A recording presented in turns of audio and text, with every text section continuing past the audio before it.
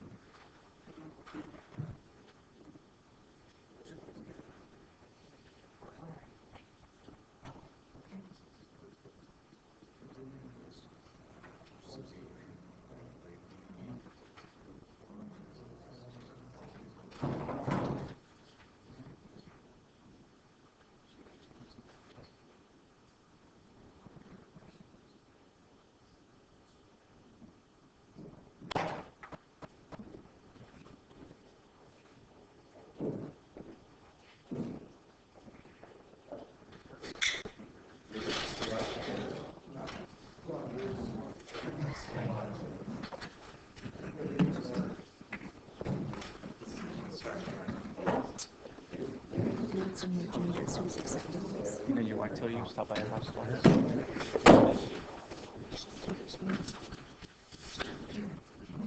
He's Right, distributing on Thursday morning.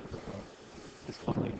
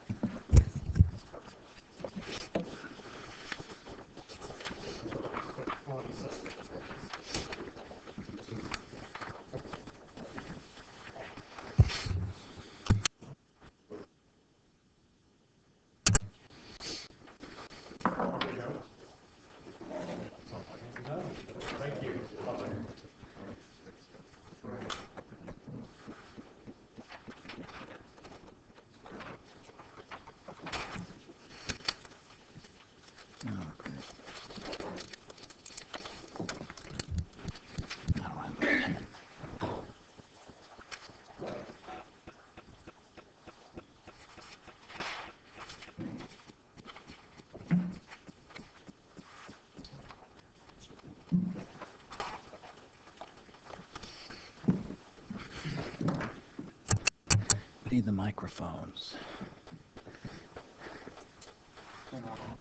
They're not on. Pam, microphones.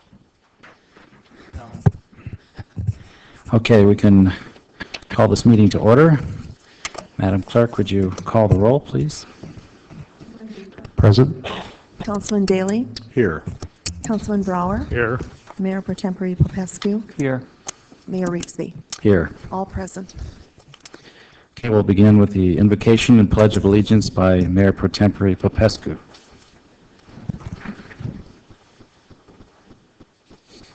Dear Heavenly Father, we thank you so much for the opportunity that we have to be in this wonderful town and this amazing country.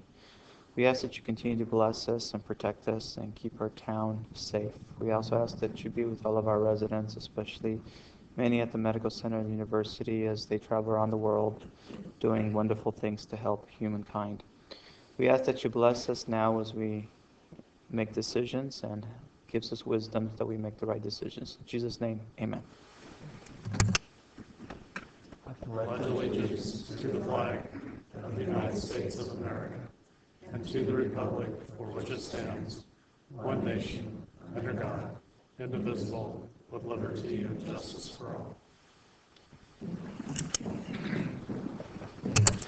Are there any items to be added or deleted? No, sir. Thank you. Okay, public comment time. It's time for oral reports on any items that are not on the agenda. Does anyone choose to speak? Okay, seeing no takers, we'll move on. Conflict of interest we'll deal with individually.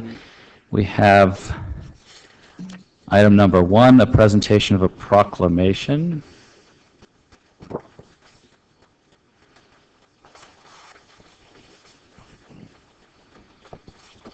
And this is a proclamation that will be accepted by Maria Martinez.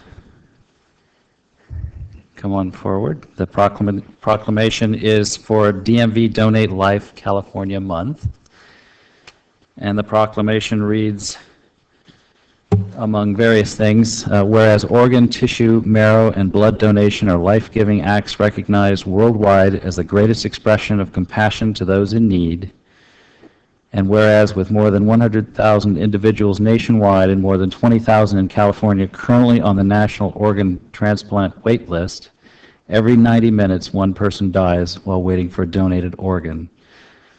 There are a lot of other comments, but we are designating the month of April 2012 DMV Donate Life California Month to try to improve on getting people organs that they need, so desperately need. Do you have any comment? Yes, I'd like to thank the mayor and the city council.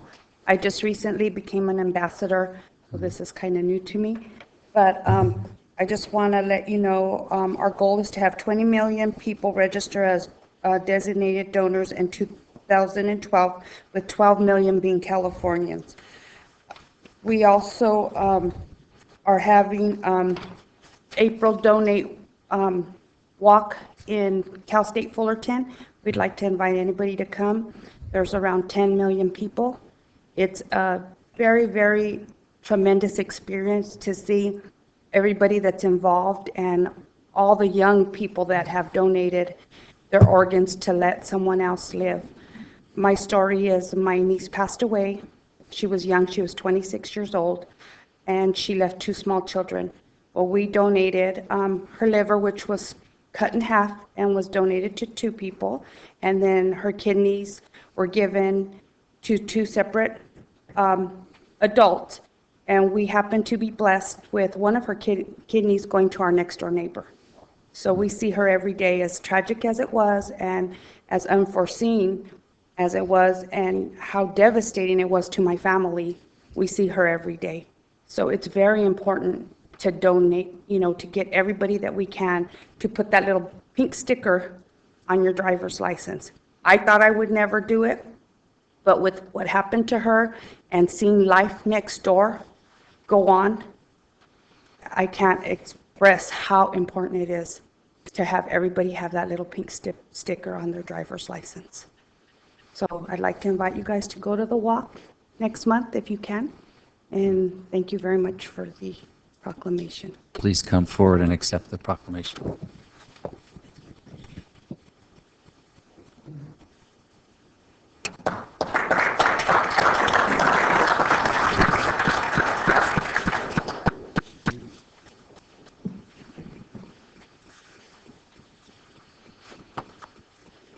Okay, item number 2 is proclamation of April as Child Abuse Prevention Month, and to accept the proclamation is Michelle Packer with the Children's Network. Hi. Thank you for having me. I appreciate it. I actually work at Loma Linda Medical Center, but I'm representing Children's Network because I sit on the committee, and I am the Safe Kids Coordinator, and we do a lot of injury prevention. One thing that is very tragic is child abuse. We all have heard stories. And so on behalf of the Children's Network, which was formed in 1986 due to a grand jury recommendation concerning services protecting children, the overall goal of Children's Network is to help at-risk children by improving communications and coordination and cooperation with different agencies. And child abuse prevention, the campaign that we're hoping to run successfully this year, has different components, one of which is to encourage people to report by calling 211 anonymously.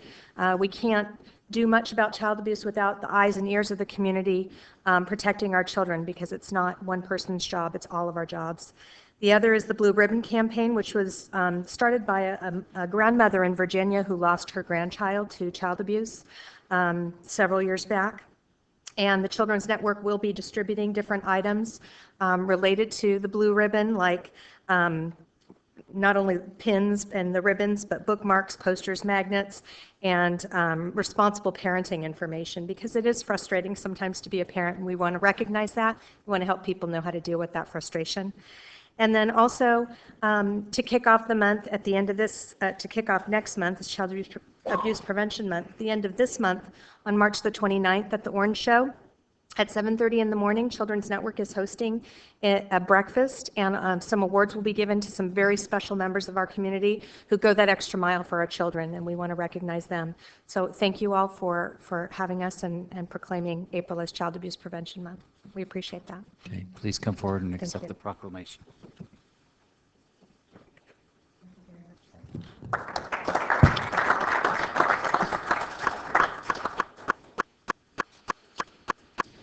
Okay, next is item 3, presentation regarding energy savings program from Public Works. Thank you, Mr. Mayor.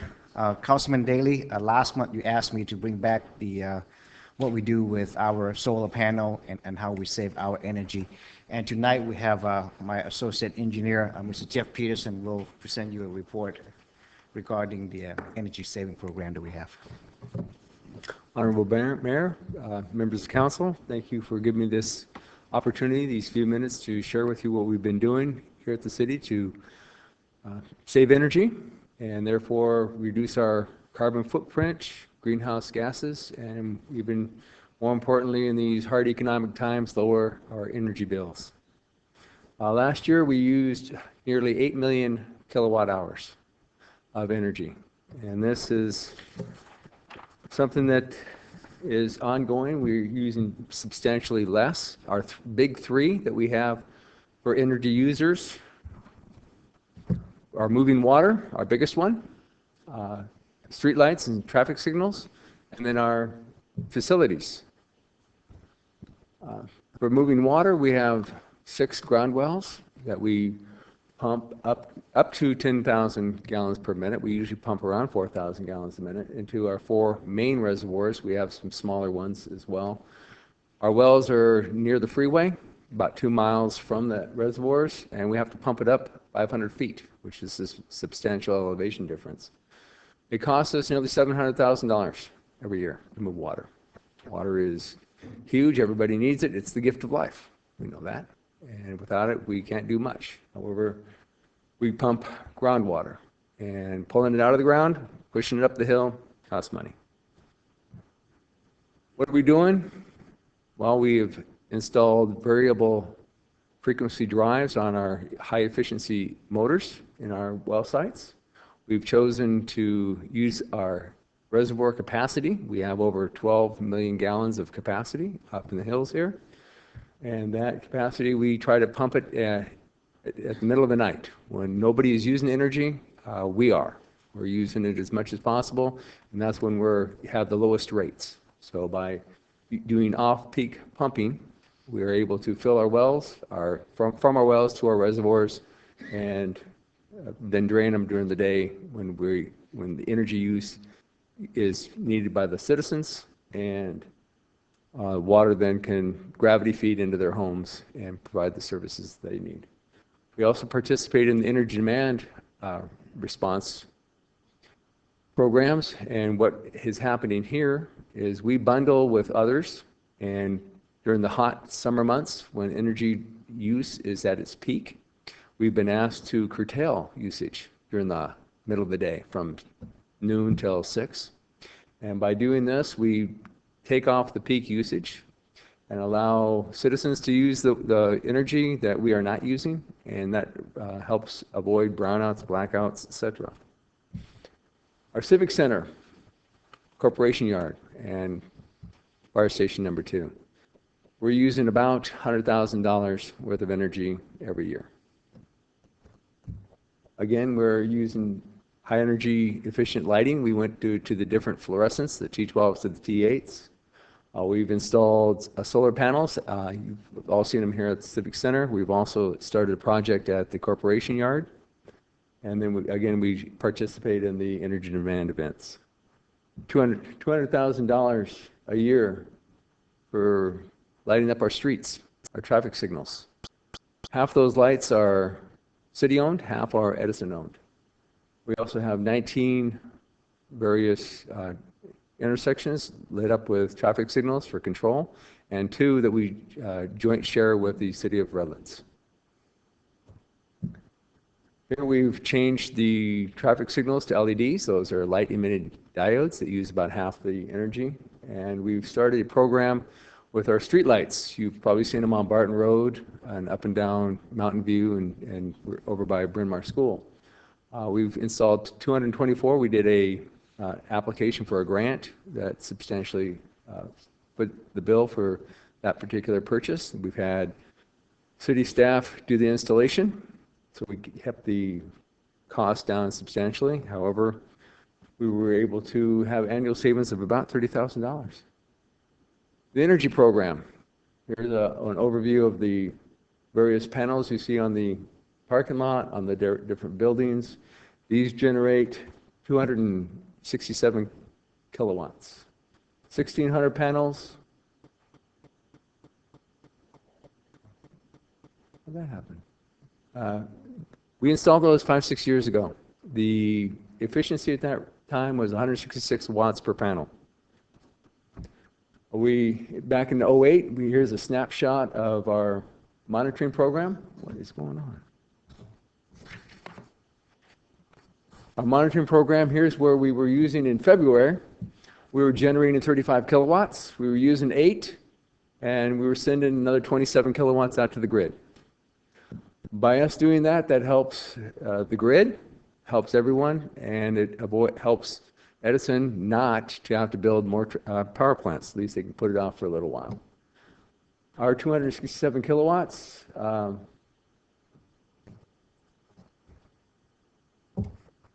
powers up 70 homes. The units at the yard,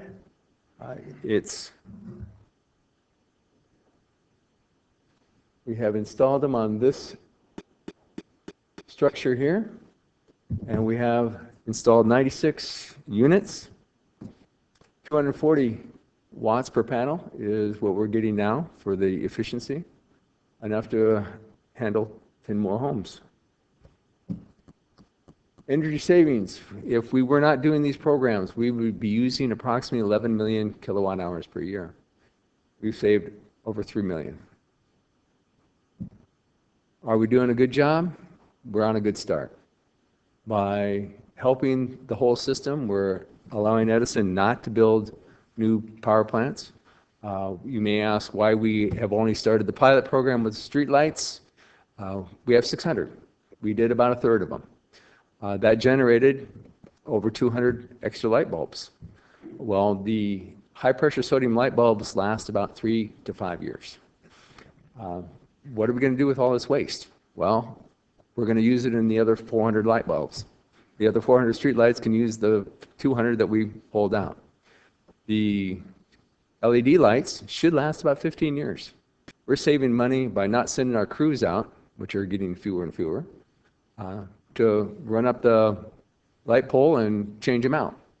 So instead of sending the crew out 5 times, we send them out once, hopefully. So that's what we're doing now, and we think we're doing a pretty good job. We just want to continue on this, looking for money, looking for opportunities, looking to be good stewards of the precious resources that we've been entrusted with. Do you have any questions? Thank you for the report. That's informative. A couple of questions. I'm obviously supportive of alternate energy use for all of the reasons that you just described in terms of benefits. I'm curious, though, to know how much we invest in these panels and in order to attain that level of savings. And another way to ask that question, I guess, is once we install panels like that, given the rates of kilowatts that they're generating, how long does it take for that panel to pay itself off in savings? We're expecting the new panels down at the corporation yard to take about 7 years return on investment. The ones that we installed here at the corporation yard, it was about 20. And that's just shows you the efficiencies that have gone up. Technology's gotten better. Another reason why we did just a phase of the streetlights. We had to jump in at some point. When I first started looking at this 2 years ago, the cost per light was $400 per light more. It has dropped that much. The efficiency has gone up. So as time goes on, efficiency gets better, cost goes down. It's a win-win, but you have to jump in and start somewhere. So instead of doing everything all at once and being at that, we're going to ladder our way into it, 200, 200, 200, that type of thing. And what do we expect is the life period for a panel, a solar panel? For the panels that we have right now, it's going to be about 20 years. 15 years is what we're getting on our warranty. We're expecting about 20. There again, as we get the newer panels, they get better designed and they last longer. So we'll basically pay these panels off with the savings that we have on City Hall. The ones down the road will pay off in 7 years, and then it's virtually profit after that to us. Correct. What we have here, when this one first went in, we used some very nice grants from the various utility companies to help pay for these. When this one went in, it was new in the whole program. We are able here to generate more than what we use, and that allows us to put some back into the grid and get some credit. Since then, regulations have come in which only allows you to generate as much as you use. So unfortunately, with the new installations, we are only able to capture the same amount that we use. So if we show on our bills that we use 100 kilowatts per month, then we could only generate 100 kilowatts per month. What's the rationale behind that? They don't want us being in competition with Edison. They don't want us being a power company. Interesting. Very We interesting. can capture our own, but we can't push it out there. Can we? I assume there may be comments on that. I have one other question, though. I can hold it if you. I've got a question that's pertinent to this thing. Can we run an extension cord from City Hall to the water pumps? I've been thinking about that one. I've also thought if we could put the stationary bikes over at Drayson Center into the grid, we'd be helping that one as well. Go ahead. My last question is regarding the LED lights. I'm not the LED, the new street lights, the energy-saving street lights. They're different color. They're white versus the pink ones. I've had the impression, and I don't know if it's accurate or not, that one of the reasons you see pink street lights in a lot of cities is that it breaks through fog and so forth better, and so you have better visibility. So A, is that true? And B, do we have any concerns related to that with the white lights? I'm unaware of the fog cutting capability. I know that in other places you have the yellow streetlights, and those are to help prevent bleed off into the sky. It's to have a dark sky. The LED lights are directional. They only point down. There is no bleed over. They're very focused in that regard, so we only have that issue. I'm unaware of the benefits as far as the fog cutting. So the fact they're pink is just kind of an anomaly. We can call the different... It doesn't matter. Oh, the different Kelvin that we can spec out gets us a different light. We can have a whiter light, a blue light. Blue lights are kind of harsh, and you won't like that. We spec'd out a 4,000 and a 4,500 Kelvin, which is what you see out here, which seems to be fairly pleasing.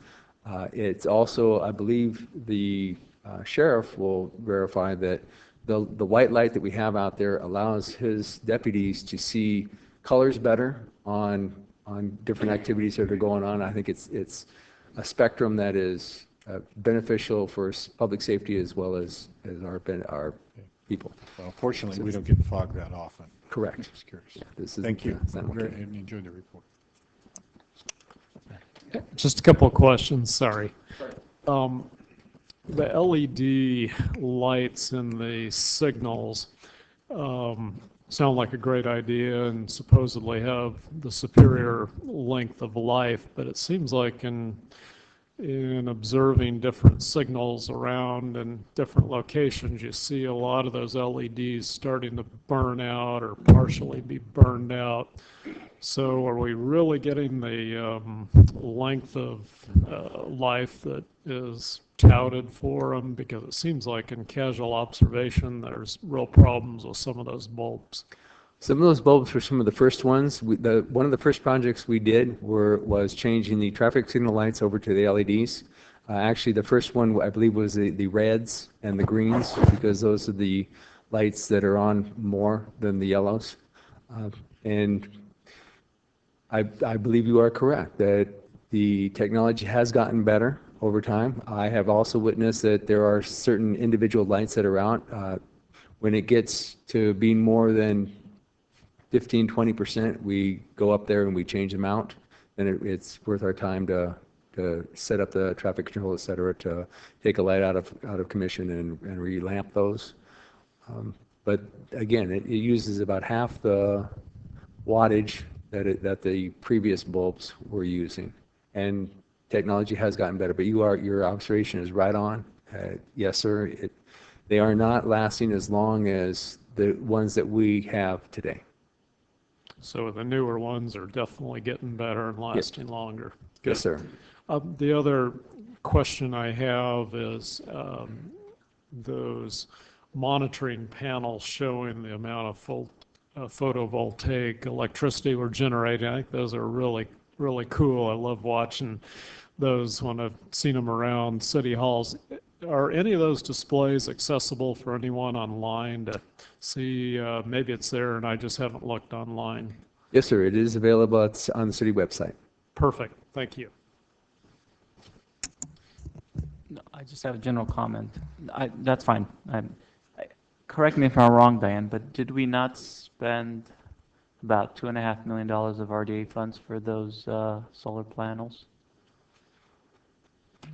Yes, we did. Okay, so we're still paying for them via bonds. Well, for the bonds, Okay. yes. I just thought it was interesting that it takes 20 years for them to pay for themselves, but they only last 20 years. So I wonder how much money we're saving. However, it should be noted that that formula does change if electricity rates go up. Then obviously the amount of time decreases. So there's definitely a benefit. And obviously, by the time we replace them, technology will have improved. So anyway, just want to make sure people are aware of the fact that we did spend a lot of money to put those in to begin with. Thank you. Okay, thank you very much for that report. We'll move to the consent calendar.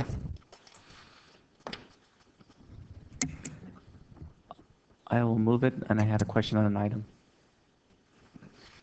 I'll second unless you want to ask a question. Okay, go to your question. Item number 6 regarding the break-it state. That's only a portion of the amount that we got for that amount. What did I say? You said 6. Oh, I'm sorry. I meant 8. Item number 8. Yes, the full amount is still in the park fund. I see. And we just would like this time use the Okay, 69,000. I just wanted to make sure that we still have the full amount. Oh, yes, yes. we do. Okay, thank you. Okay, is there anything else? Okay, there's a motion and a second. Is there any opposition? Hearing none, the consent calendar is approved. There's no old business, no new business. Are there any reports of councilmen? Any reports of officers? Okay, then City Council will adjourn to March 22 at 6 p.m. We're having a special meeting, but it's a continuation of the current meeting. I just checked my calendar. The earliest I could be here that evening would be 7, or if morning worked better, 6 to 6:30, I'd be available. So for, How about 7? okay, 7 p.m. I thought you have a meeting at 7. Can you miss it? Okay, March 22, 7 p.m. Okay, so that adjourns the city council. There's no RDA, but we have a successor agency. Let's go to that.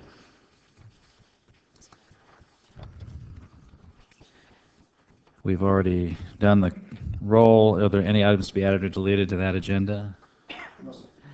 Okay, the public can speak on topic of the former redevelopment agency, our successor agency, if you'd like, for any items not on the agenda. And there's not much on the agenda, so you can talk about almost anything. Okay, hearing none, we'll go to the consent calendar. I'll move the consent calendar. Second. Okay, any discussion? Any opposition? Hearing none, it's approved. That meeting is adjourned. Now we'll move to the Loma Linda Housing Authority. We'll dispense with the roll. Are there any items to be added or deleted? Okay, public, last chance. Come up and talk about something not on the agenda. No takers. Okay, consent calendar. Go ahead and move it. Second. Okay, any discussion? Any opposition? Hearing none. That's approved. Are there any chair member reports? Any reports of officers? Okay, then we're adjourned. Thank you very much.